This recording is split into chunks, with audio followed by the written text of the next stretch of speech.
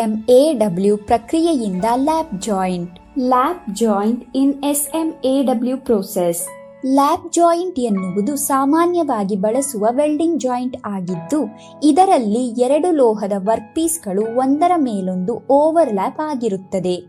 ರಚನಾತ್ಮಕ, ಆಟೋಮೊಬೈಲ್, ನಿರ್ಮಾಣ ಮತ್ತು ಉತ್ಪಾದನಾ ಕಾರ್ಯಗಳಿಗೆ ಬಲವಾದ, ಬಾಳಿಕೆ ಬರುವ ಮತ್ತು ಉತ್ತಮ ಗುಣಮಟ್ಟದ ಜಾಯಿಂಟ್ ಮಾಡಲು ಈ ಜಾಯಿಂಟ್ಗಳನ್ನು ವಿವಿಧ ಪೊಸಿಷನ್ನಲ್ಲಿ ಶೀಲ್ಡೆಡ್ ಮೆಟಲ್ ಆರ್ಕ್ ವೆಲ್ಡಿಂಗ್ ಪ್ರಕ್ರಿಯೆಯನ್ನು ಬಳಸಿ ತಯಾರಿಸಲಾಗುತ್ತದೆ. ಈ ಜಾಯಿಂಟ್ ಹೆಚ್ಚಿನ ಭಾರವನ್ನು ಹೊರಬಲ್ಲವು. ಈ ರೀತಿಯ ಜಾಯಿಂಟ್ಗಳನ್ನು ತಯಾರಿಸುವಲ್ಲಿ ವೆಲ್ಡರ್ಗಳು ಪ್ರಾವೀಣ್ಯತೆಯನ್ನು ಪಡೆಯುವುದು ಬಹಳ ಮುಖ್ಯ. ಈ ಪ್ರಕ್ರಿಯೆಯನ್ನು ಮುಂದುವರಿಸುವ ಮೊದಲು ನಾವು ಕೆಲವು ಮುನ್ನೆಚ್ಚರಿಕೆಗಳನ್ನು ಅನುಸರಿಸಬೇಕು. ವೆಲ್ಡಿಂಗ್ ಮಾಡುವಾಗ ಎಲ್ಲ ಸುರಕ್ಷತಾ ಉಪಕರಣಗಳನ್ನು ಧರಿಸಿ. ವೆಲ್ಡಿಂಗ್ ಶೀಲ್ಡ್ನ ಫಿಲ್ಟರ್ ಗ್ಲಾಸ್ ಉತ್ತಮ ಸ್ಥಿತಿಯಲ್ಲಿದೆಯೇ ಎಂದು ಪರಿಶೀಲಿಸಿ. ಈ ಪ್ರಕ್ರಿಯೆಯನ್ನು ಹೇಗೆ ಮಾಡುವುದು ಎಂದು ನೋಡೋಣ. ಮೊದಲನೆಯದಾಗಿ ಹ್ಯಾಕ್ಸಾ ಅಥವಾ ಗ್ಯಾಸ್ ಕಟರ್ ಅಥವಾ ಪವರ್ ಕಟಿಂಗ್ ಮಷೀನ್ ಸಹಾಯದಿಂದ ಕೊಟ್ಟಿರುವ ಅಳತೆಯ ಪ್ರಕಾರ ಲೋಹವನ್ನು 2 ವರ್ಕ್ ಪೀಸ್ಗಳಾಗಿ ಕತ್ತರಿಸಿ. ಕತ್ತರಿಸಿದ ನಂತರ ವರ್ಕ್ ಪೀಸ್ನ ಮೇಲ್ಮೈಯಲ್ಲಿ ಸಂಗ್ರಹವಾದ ಧೂಳು ಮತ್ತು ತುಕ್ಕುಗಳನ್ನು ಫೈಲ್ ಅಥವಾ ಗ್ರೈಂಡಿಂಗ್ ಮಷೀನ್ ಸಹಾಯದಿಂದ ಸ್ವಚ್ಛಗೊಳಿಸಿ. ನಂತರ ಒಂದು ವರ್ಕ್ ಪೀಸ್ ಅನ್ನು ಫ್ಲಾಟ್ ಪೊಸಿಷನ್ ಮತ್ತು ಇನ್ನೊಂದು ವರ್ಕ್ ಪೀಸ್ ಅನ್ನು ಅದರ ಮೇಲೆ ಫ್ಲಾಟ್ ಪೊಸಿಷನ್ ನಲ್ಲಿ ಇರಿಸಿ. ಅಂದರೆ 2 ವರ್ಕ್ ಪೀಸ್ಗಳನ್ನು ಒಂದರ ಮೇಲೊಂದು ಓವರ್ಲ್ಯಾಪ್ ಮಾಡಿ. ಮಷೀನ್ ಸೆಟ್ ಮಾಡಲು ಎಲೆಕ್ಟ್ರೋಡ್ ಹೋಲ್ಡರ್ ಅನ್ನು ಅದರ ನೆಗೆಟಿವ್ ಟರ್ಮಿನಲ್ಗೆ ಮತ್ತು ಪಾಸಿಟಿವ್ ಟರ್ಮಿನಲ್ ಅನ್ನು ವೆಲ್ಡಿಂಗ್ ಟೇಬಲ್ಗೆ ಸಂಪರ್ಕಪಡಿಸಿ. ನಂತರ ವೆಲ್ಡಿಂಗ್ ಮಷೀನ್ ಅನ್ನು ಆನ್ ಮಾಡಿ. ವರ್ಕ್ ಪೀಸ್ನ ದಪ್ಪಕ್ಕೆ ಅನುಗುಣವಾಗಿ ಎಲೆಕ್ಟ್ರೋಡ್ಗಳನ್ನು ಆಯ್ಕೆ ಮಾಡಿ.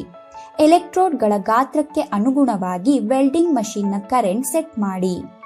ವೆಲ್ಡಿಂಗ್ ಗನ್ ಅನ್ನು ವರ್ಕ್ ಪೀಸ್ ಮೇಲ್ಮೈಗೆ 45 ಡಿಗ್ರಿ ಕೋನದಲ್ಲಿ ಮತ್ತು ವೆಲ್ಡ್ ಲೈನ್ಗೆ 75 ರಿಂದ 80 ಡಿಗ್ರಿ ಕೋನದಲ್ಲಿ ಇರಿಸಿ.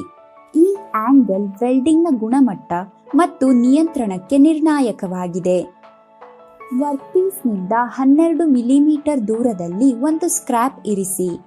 ಮೊದಲು ಎಲೆಕ್ಟ್ರೋಡ್ ಅನ್ನು ಸ್ಕ್ರಾಪ್ನ ಸಂಪರ್ಕಕ್ಕೆ ತಂದು ಆರ್ಕ್ ಅನ್ನು ಉತ್ಪಾದಿಸಿ.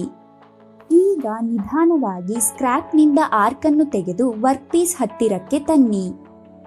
ವರ್ಕ್ ಪೀಸ್ ಮತ್ತು ಎಲೆಕ್ಟ್ರೋಡ್ ನಡುವೆ ಒಂದು ಆರ್ಕ್ ಅನ್ನು ರಚಿಸಿ.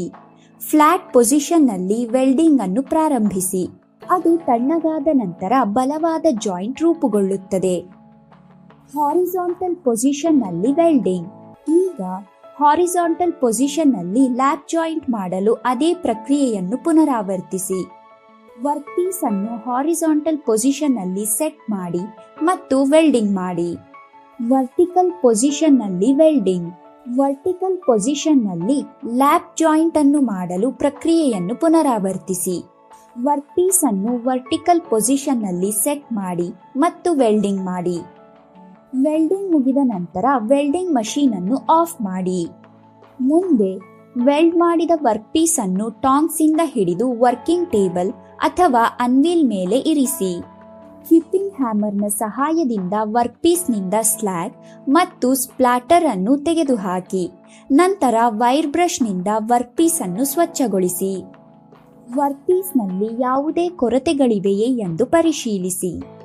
ಸಮತಟ್ಟಾದ ಫ್ಲಾಟ್, ಹಾರಿಜಾಂಟಲ್ ಮತ್ತು ವರ್ಟಿಕಲ್ ಪೊಸಿಷನ್ ನಲ್ಲಿ ಲ್ಯಾಪ್ ಜಾಯಿಂಟ್ ಯಶಸ್ವಿಯಾಗಿ ಮಾಡಲಾಗಿದೆ.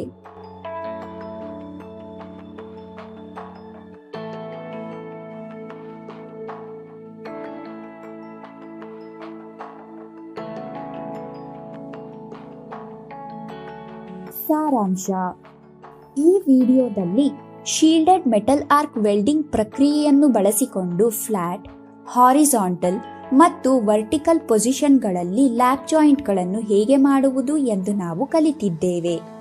ನಾವು ವಸ್ತು ತಯಾರಿ, ಯಂತ್ರ ಸೆಟಪ್, ಎಲೆಕ್ಟ್ರೋಡ್ ಆಯ್ಕೆ, ವೆಲ್ಡಿಂಗ್ ತಂತ್ರಗಳು ಮತ್ತು ಪೋಸ್ಟ್ ವೆಲ್ ತಪಾಸಣೆಯ ಬಗ್ಗೆ ಕಲಿತಿದ್ದೇವೆ. ನಿರ್ಮಾಣ, ಆಟೋಮೊಬೈಲ್ ಮತ್ತು ಉತ್ಪಾದನಾ ಕೈಗಾರಿಕೆಗಳಲ್ಲಿ ಬಳಸಲಾಗುವ ಬಲವಾದ ಮತ್ತು ಬಾಳಿಕೆ ಬರುವ ವೆಲ್ಡ್ ಮಾಡಲು ಈ ಕೌಶಲ್ಯಗಳು ನಿರ್ಣಾಯಕವಾಗಿವೆ. ಈಗ ನಿಮಗಾಗಿ ಒಂದು ಕೆಲಸ. ನೀವು shielded metal arc welding SMAW ಬಳಸಿ ಲ್ಯಾಪ್ ಜಾಯಿಂಟ್ ಅನ್ನು ವೆಲ್ಡಿಂಗ್ ಮಾಡುತ್ತಿದ್ದೀರಿ ಎಂದು ತಿಳಿದುಕೊಳ್ಳಿ. ನಿಮ್ಮ ವೆಲ್ಡ್ ಅನ್ನು ಬಲವಾಗಿ ಮತ್ತು ಹೆಚ್ಚು ನಿಖರವಾಗಿ ಮಾಡಲು ನೀವು ಏನು ಮಾಡುತ್ತೀರಿ? ಏಕೆ? ಇದರ ಬಗ್ಗೆ ವಿಚಾರ ಮಾಡಿ.